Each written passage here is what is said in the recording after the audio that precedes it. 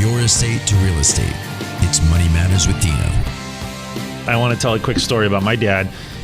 Something happened. I don't know. I must have been 13 or 14 years old. And my dad got mad at me for something I did at the restaurant, right? And it was stupid, really.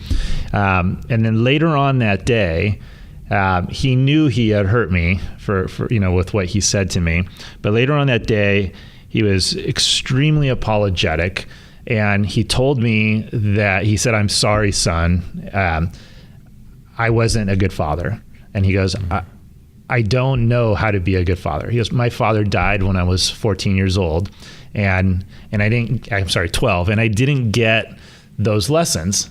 And, it was a very touching moment that stuck out in my mind for all these years now, because that is how we learn how to be who we are, our fathers.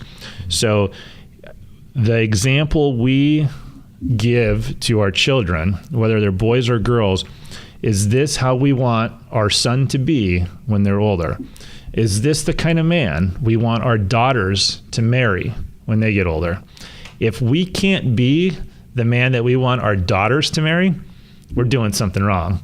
So I think those are things that are extremely important. And my dad, unfortunately, didn't have a father, but he was an amazing dad, and by all means didn't do everything right, as both you guys and myself have not done everything right.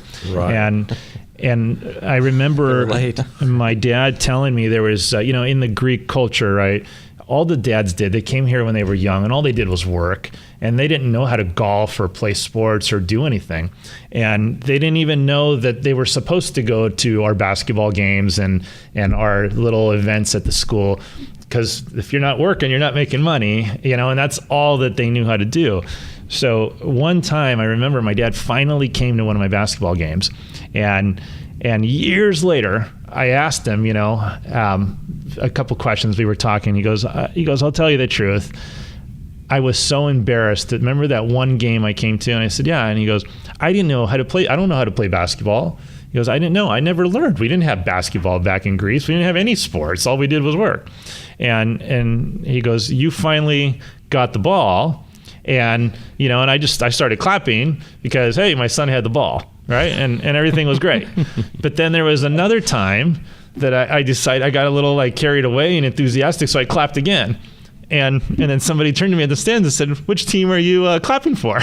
Because my dad had no idea, about the sport.